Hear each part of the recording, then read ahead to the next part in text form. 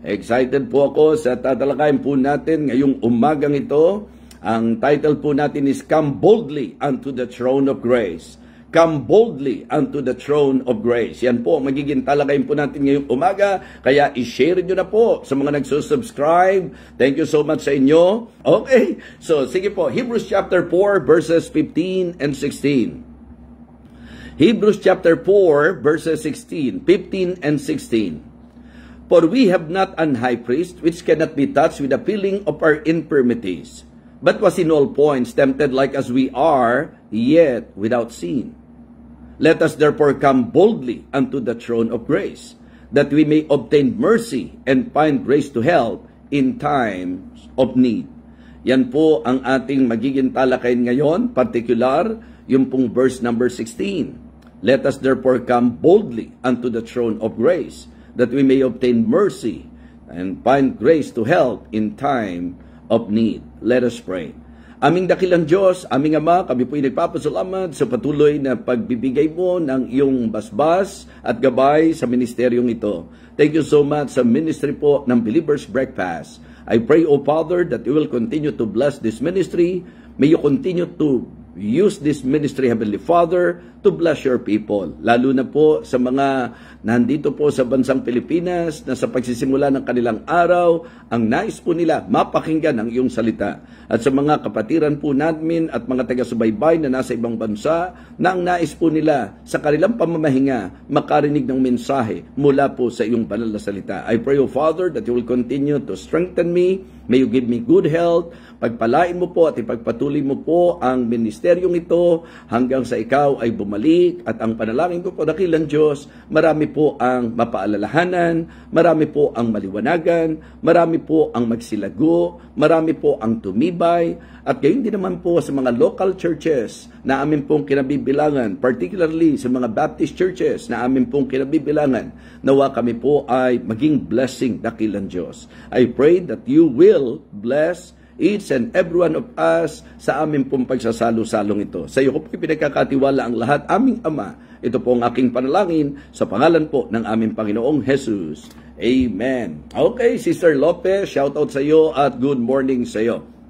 Sister Sinaida Miguel and Sister Sally Luis Casperson. Okay, Sister Emeline Bedeja, Sister Mylene Tukay De Leon. Magandang umaga raw po. All right. So again, the title of our message this morning.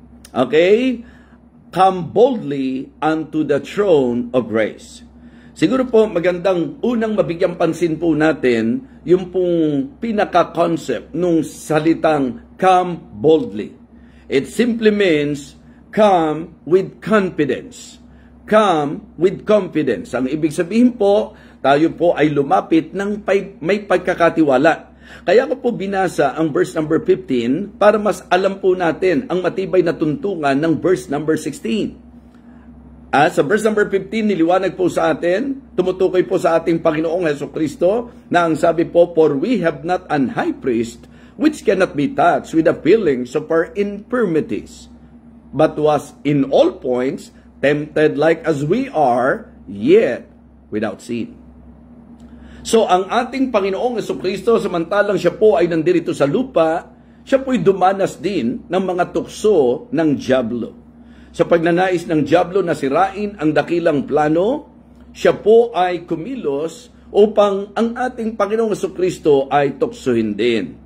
Now, isang paalala lang po, because to some and to many, ang idea po nila, parang 3 times lamang tinukso ang ating Panginoong Jesucristo kasi sila po'y bumabatay doon sa naganap na tuksuhan sa Matthew chapter 4. But actually po, if we will study the Word of God, particularly itong verse na ginagamit natin ngayon, ito po ay leading to the idea that it is wrong to think na si Jesus Christ po 3 times lang na tinukso po ni Satanas. Hindi po. In fact, ang record po sa Luke, iniwan po siya for a season. Okay?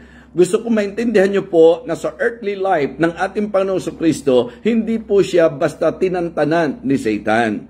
Diba? That is the idea nung sinabi pong iniwanan siya for a season. At narito nga po sa ating binasang talata, ang sabi po, for we have not an high priest which cannot be touched with the feelings of our infirmities. Ang sabi, but was in all points tempted like as we are, yet without sin. Ang isa sa pwedeng maging idea po ng in all points, kasi alam natin na ang tukso ni Satan, umiikot lang po lagi doon sa lust of the flesh, lust of the eye, and the pride of life. Pero again, just for you to know and to learn this very important teaching or truth na sinasabi po ng Bible, na si Jesus Christ po ay talagang tinukso sa maraming pagkakataon po ni Satan. Pero ganun man, hindi nagkasala. Kaya nga ang sabi ngayon, sa verse number 16, knowing na meron tayong high priest na hindi natukso, meron tayong high priest na mapangahawakan, kaya ang sabi po ng verse number 16, let us therefore come boldly unto the throne of grace. Now, yun po yung magandang sentro natin ngayon, yung tinukoy na throne of grace. Ang trono ng biyaya ng ating Panginoon. Amen? So mga kapatid, ang ganda po. In fact, ang encouragement ko sa inyo, lalo na kapag tumatalakay po tayo ng mga 1, 2 talata lamang po dito sa ating Believer's Breakfast, ang challenge ko po sa inyo, hindi lamang po yung outline na makukuha ninyo, hindi lang po yung ma-review nyo po yung message. I want to challenge and encourage everyone that if you can, if it be possible for you to do this, i-memorize po natin yung verse, lalo na kung paisa-isang verse lang po ang ating pong binibigyan ng pansin. Tulad nitong verse number 16, ang gandang memory verse nito. Let us therefore come boldly unto the throne of grace that we may obtain mercy and find grace to help in time of need. Wow! Napakaganda po. Alam naman natin na sa Biblia po, ang sabi, ang atin daw pong saklolo, ang atin daw pong tulong ay nanggagaling sa Panginoon. Diba? My help cometh from the Lord which made heaven and earth. So kaya ngayon po mga kapatid, especially if you are a believer, I want you to enjoy the privilege na ikaw at ako ay po pwedeng lumapit ng may pagkakatiwala sa trono ng biyaya. Ang ganda, no? Throne of grace. Now, ilang bagay po ang gusto kong bigyang pansin po natin dito po sa Hebrews chapter 4 and verse number 16. Again, this is about the throne of grace na binanggit po ng talata, throne of grace. Tingnan nyo pong muli sa Hebrews chapter 4, mga kapatid, it is good to learn this very encouraging message. Hebrews chapter 4 and verse number 16. Ang sabi po, let us therefore come boldly unto the throne of grace. So siguro, ang isang magandang makita po natin is the access. Okay, the access, mga kapatid. We can approach. We can come boldly. Ibig sabihin, pwede po nating puntahan. Pwede po nating lapitan. Yun po ang napakaganda. Kaya nga sa mga kaibigan po natin, sa akin pong concern, sa bawat isa po, ang unang dapat i-secure natin ay ang ating relasyon sa Diyos. What I mean to say, it is good to make sure of our salvation. Because in the Bible, it is very clear na itinuturo po that Jesus Christ came to save us. Kaya po siya pumunta para iligtas po tayo. At yung kaligtasan na yan, ang magpapaging anak ng Diyos sa bawat isa na mananampalataya. Okay? Marapatin po ninyo. Banggitin lang po natin, John 1:12. But as many as receive Him, to them gave He power to become the sons of God, even to them that believe on His name. Mahalaga na maintindihan, matutunan ng lahat na ang kalagayang ako at ikaw ay mapapabilang na anak ng Diyos kung sa pananampalataya tatanggapin mo si Jesus Christ bilang iyong tagapagligtas. Okay? Yan po ang clear teaching ng Word of God. Hindi po lahat ng tao anak ng Diyos, but in John chapter 1 verse number 12, if you will receive Christ in your heart, ang sabi po ng Bible, by faith, by faith, ikaw ay binigyan ng karapatang maging anak ng Diyos. At yun po ang dahilan kung bakit gusto kong i-encourage ang bawat isa na tiyakin muna natin ang ating kaligtasan, tiyakin muna natin ang ating relasyon sa Diyos. Ito po sa pamagitan ng pag-amin na tayo makasalanan. Kilalanin po natin na hindi natin kayang iligtas ang sarili po natin. Hindi religion ang makapagliligtas, hindi sarili natin ang makapagliligtas. Aminin po natin na hindi po natin kayang iligtas ang ating sarili. Tayo po'y humingi ng tawad, magsisi sa ating kasalanan. By faith, open our heart to Jesus and accept Him as our Savior. And then the promise of God, you will never perish, you will have eternal life, and you will be, sabi po ng Bible, become one of His dear children. Okay? Yun po ang gusto nating i-secure because our message is actually an invitation para po doon sa mga anak ng Panginoon. Let us therefore come boldly unto the throne of grace. So, the first point that I am sharing this morning is about the access. Sa usapan ng throne of grace, ang ganda po na ang mga anak niya, na ang mananampalataya, ang mga Kristiyano ay meron pong access doon sa throne of grace na itinuturo ng ating pong talata. Ang sabi po, let us therefore come boldly unto the throne of grace. Kumbaga mga kapatid, very clear na yung access nanduroon. Hindi ba napakalaking pagpapala po yan?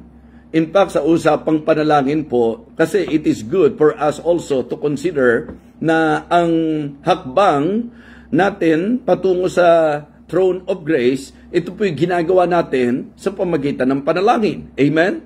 Panalangin. Kaya nga, kaugnay ng ating pong pinanghawakang pangako nung tayo po'y iligtas, yung pong ating legal adoption paper na talagang anak talaga tayo ng Panginoon. Romans chapter 8 verses 14 and 15.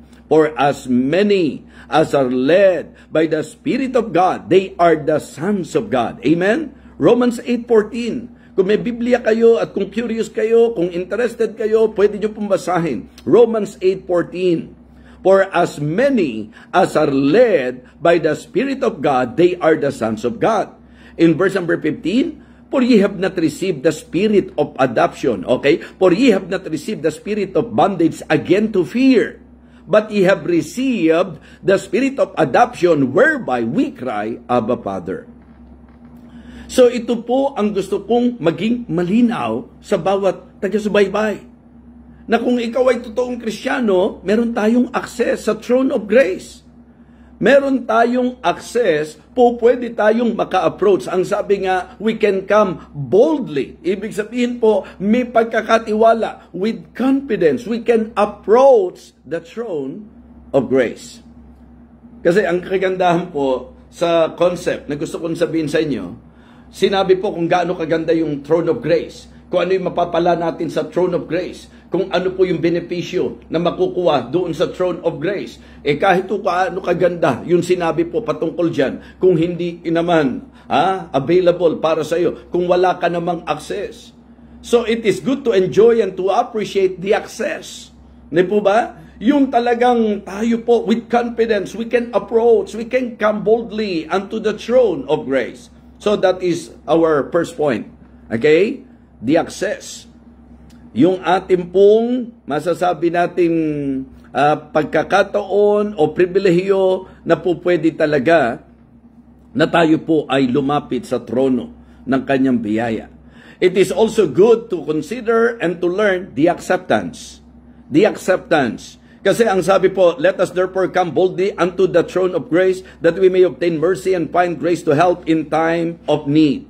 Nandun po ang katiyakan ng pagtanggap ng Panginoon sa bawat isa na talagang mananampalataya, nanampalataya sa Kanya. Meron po tayong access at naroon po ang acceptance, mga kapatid. Isang napakagandang blessing na meron po tayo. Yung bang sa concept po, yung pinaka-flow of thought, dito po sa talata, ipinakita not just the access but also the acceptance. The acceptance, mga kapatid, yung pagtanggap sa usapan po ng paglapit natin sa trono ng biyaya. Napakaganda po na ang isang tao mula sa makasalanang kalagayan kumilala para sa kanyang kaligtasan sa tanging tagapagligtas sa ginawa niya sa krus ng Kalbaryo, na siya'y namatay, na siya'y nalibing at muling nabuhay, at sa pananampalatayang ito pinanghawakan niya na siya'y anak na ng Diyos, at dahil anak siya ng Diyos, nandoon po yung access na ibinigay sa kanya at yung pong pagtanggap. Okay? Sa throne of grace, mga kapatid, yung pong acceptance. It is good to learn this very important thing about the throne of grace. Number 1, the access. Number 2, the acceptance. Nandyan po ang trono ng biyaya at nandyan po ang pagtanggap sa mga binigyan ng pagkakataon na tayo po'y maka-approach doon po sa throne of grace. Kristiyano, siguro po isang magandang pagkakataon nito para paalalahanan po ang bawat isa sa atin na siguro ang pinakawalang kwenta sa ating buhay ay yung masayang po ang pribilehiyo na ibinigay sa atin. Mga kapatid, sa pinag-aaralan natin ito, pabayaan po natin na tayo po ay palalahanan ng banal na Espiritu sa pamagitan ng mensahe na atin pong bigyang pagpapahalaga ang trono ng biyaya ng Panginoon, na kung saan ito po ang masasabi nating po pwede nating lapitan sa panahon ng ating kagipitan. Okay? The access that we have and also the acceptance, that is the idea. Let us therefore come boldly unto the throne of grace, that we may obtain mercy and find grace to help in times of need.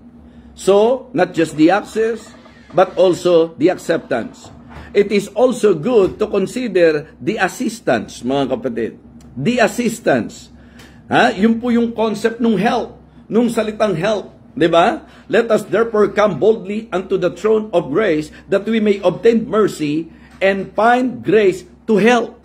Diba? The assistance. So blessing ang usapin, blessing ang aral patungkol po sa throne of grace, sapagkat ito po ay nagbibigay mensahe sa atin na nandoon po ang availability ng help ng ating Panginoon. Anong sitwasyon mo sa buhay? Ano pinagdadaanan mo? Ano ang kabigatan mo? Again, paalala sa verse number 15, yun po ang ipinoint out ng writer na meron tayong Panginoon na nagdanas ng maraming bagay, na naka-encounter ng maraming atake ni Satanas. Pero siya po ay nagtagumpay, mga kapatid, and because of that, siya ay po pwedeng makasaklolo sa atin. Siya po ang po pwede nating lapitan para tulungan po tayo higit sa kanino paman. I am encouraging every one of you, let us come boldly unto the throne of grace, for we have the access, nandyan po yung acceptance, and also the assistance. Amen?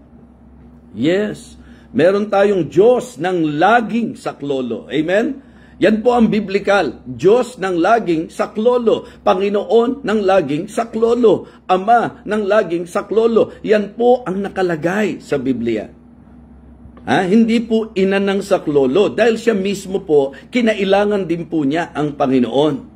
At siya po'y binigyan lang din ng biyaya. And the same thing na pwede nating ma-enjoy if we will approach with confidence the throne of grace. Meron po tayong assistance. Meron pong tulong na tiniyak na ipagkakaloob po sa atin.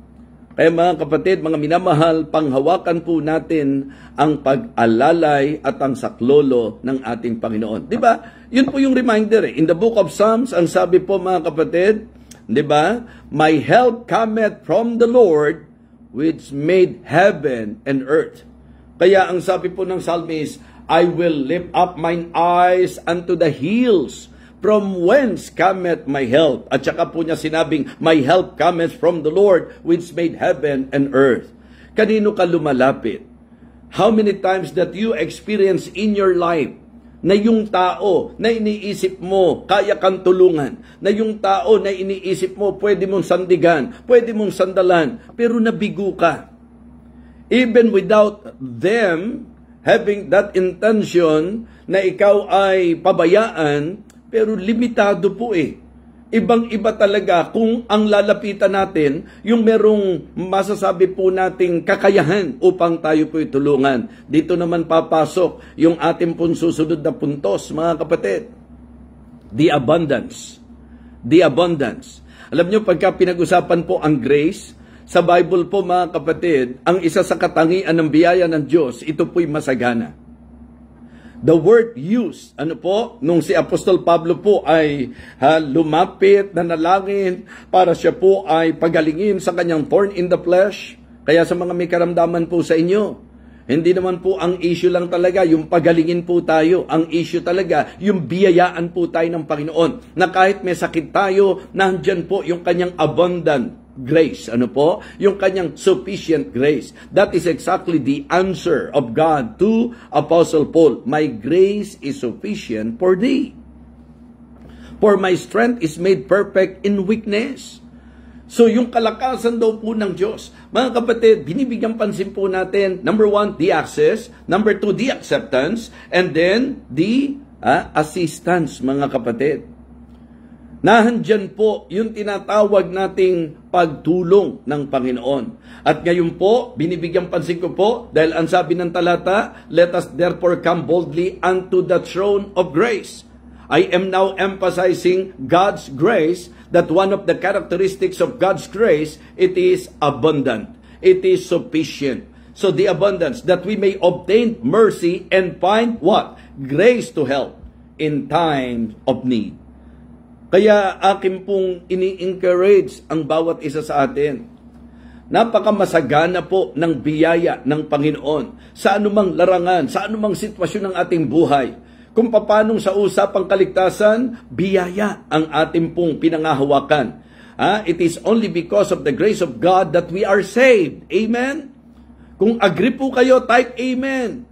Hindi ka kaya na-save kasi mabait ka. Hindi ka kaya na-save kasi mabuting tao ka. Hindi ka kaya na-save dahil sa talagang ikaw ay palasimba. Hindi ka kaya na-save dahil po doon sa pakikipagkapwa-tao mo. Kaya po tayo save kasi kinilala natin yung pong regalo ng Diyos, yung biyaya ng Diyos, at iyan po ay ang kaligtasan sa ginawa niya para sa atin.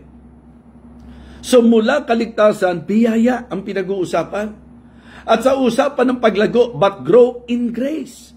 Di ba? Not just in your salvation, but also in grace, mga kapatid. Kailangan lumago tayo sa biyaya ng ating Panginoon. So, yung pong biyaya na siyang magpapalago sa bawat isa sa atin. Kahit nga po yung ating pong survival, yung ating pong sustenance, yung ating pong strength, yung ating pong masasabi nating success sa ating paglilingkod, everything in the life of the believers are grace. Grace and nothing but grace. Diba? The Apostle Paul, masasabi natin that he is a very fruitful, productive, effective, efficient man of God. Ano po ang sabi niya? 1 Corinthians 15 and verse number 10. But by the grace of God, I am what I am. And His grace which was bestowed upon me was not in vain. But I labored more abundantly than they all, yet not I, but the grace of God which was with me. Ito po ang gusto ko ipaalala. Everything na gagawin mo, ang panghawakan mo, biyaya ng Diyos. Okay? Nandoon na po. Magaling kang kumanta, pero kailangan mo ng biyaya ng Diyos. Nandoon na po, talented ka, pero kailangan mo ng biyaya ng Diyos. Mayaman ka, pero kailangan mo ng biyaya ng Diyos. Wala pong panahon na hindi natin kailangan ang biyaya ng Diyos. And we are very happy to know na meron pong throne of grace. At ang mensahe po nito, una, yung access. Pangalawa po, yung pong acceptance. Pangatlo po, yung pong assistance. At ngayon po, ang pinag-uusapan natin, yung abundance. Mga kapatid, hindi po natin malilimas, hindi po natin mauubos, hindi natin masasayod, mga kapatid, ang kasaganahan ng biyaya ng Panginoon. Kaya kung nalulungkot ka, pray for God's grace. Kung may pinagdadaanan ka, pray for God's enabling grace. May gagawin po tayo, pray for God's sufficient grace, for God's enabling grace. I am telling you, napakamasagana ng biyaya ng Panginoon. Amen? Hindi po magkukulang ang Diyos. So, ngayon po sa ating susunod na puntos, last but not the least, it is good also to see in our message the assurance. The assurance. Let us therefore come boldly unto the throne of grace. Ipinakita po yung access, dahil pwede tayong pumunta, nandoon po yung acceptance, and then may help na ibibigay sa atin, nandoon po yung assistance, and then yung grace, binigyang pansin natin yung abundance, at yung pong pinaka-concept ng talata, let us therefore come boldly unto the throne of grace, that we may obtain mercy and find grace to help in time of need. Assurance.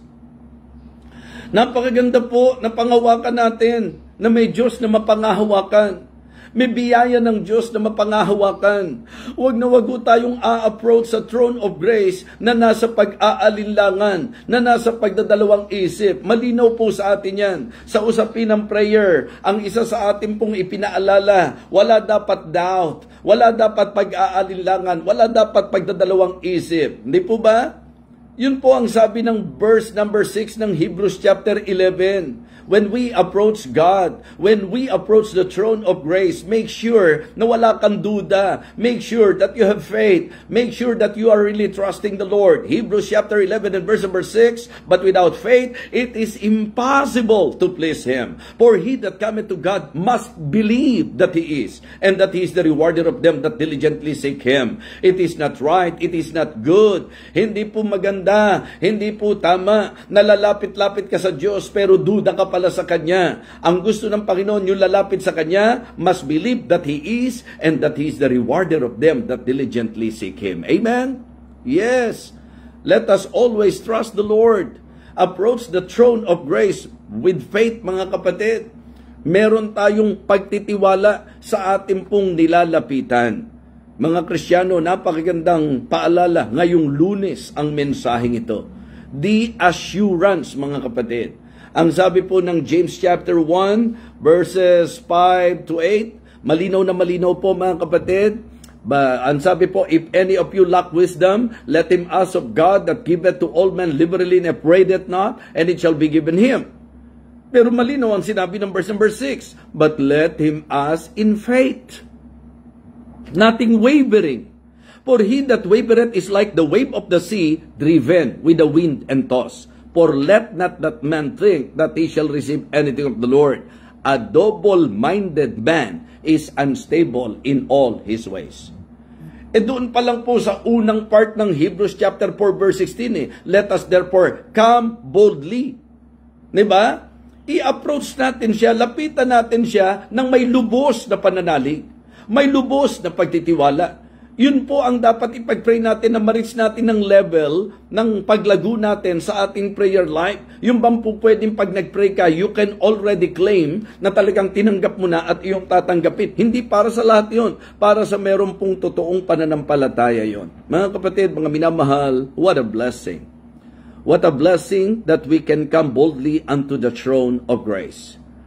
Okay? Sa ating pong tinalakay, napakahalaga po na maintindihan natin ang usapin sa trono ng biyaya ng ating Panginoon sa usapin ng availability nito, yung access.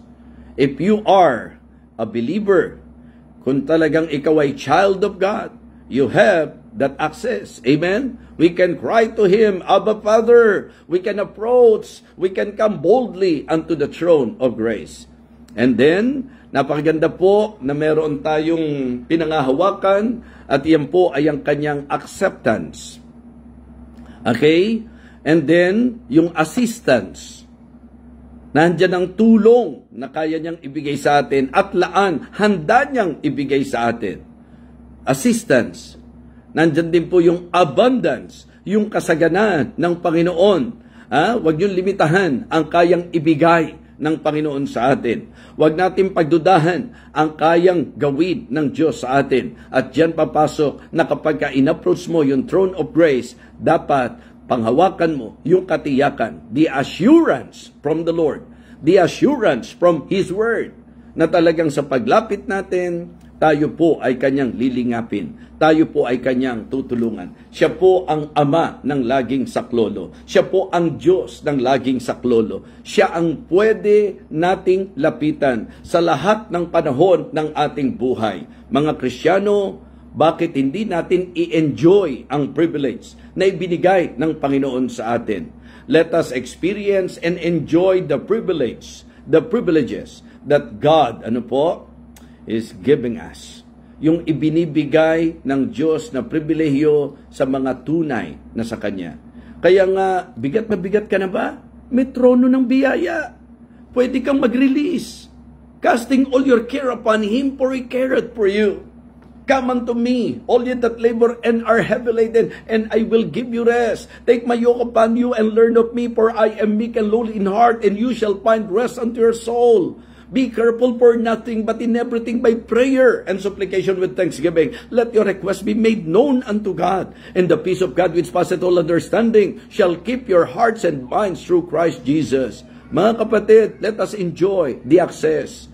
Okay? And then the acceptance, the assistance, the abundance, and also the assurance. Come boldly unto the throne of grace. Come boldly unto the throne of grace. Let us pray. Our gracious, loving God, thank you so much for talking to us this morning. Thank you for talking to us through this message. What a realization. Forgive us, O Lord, sa mga moment na nahihinaan kami ng loob. Patawarin mo po kami sa mga pagkakataong nagdadalawa kami ng kaisipan. Patawarin mo po kami sa mga panahon ng pag-aalinlangan. At ngayon po, napakaliwanag po sa amin na pwede namin panghawakan na kami po ay makalalapit ng mayroong pagkakatiwala sa trono ng iyong biyaya. May you continue to work in our lives, O God. Tulungan mo po kami na laging panghawakan ka, na talagang amin pong pasalamatan, i-enjoy yung pong access na meron kami, yung acceptance, Panginoon, na nakita namin sa araling ito.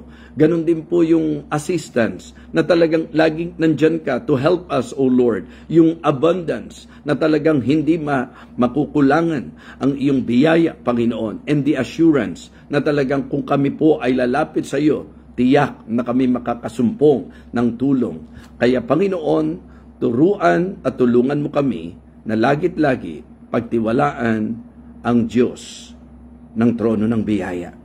Salamat po Panginoon sa muling pangungusap at pagpapala mo sa amin ngayong umaga. Ikaw po ang umabot sa bawat naaabot ng ministeryong ito. Pagalingin mo po ang mga may karamdaman.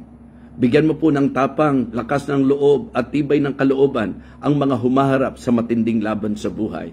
Kagaangan po sa mga may kabigatan, solusyon po sa mga may problema, lakas po sa mga nangihina, karunungan po sa mga nangangailangan ng karunungan.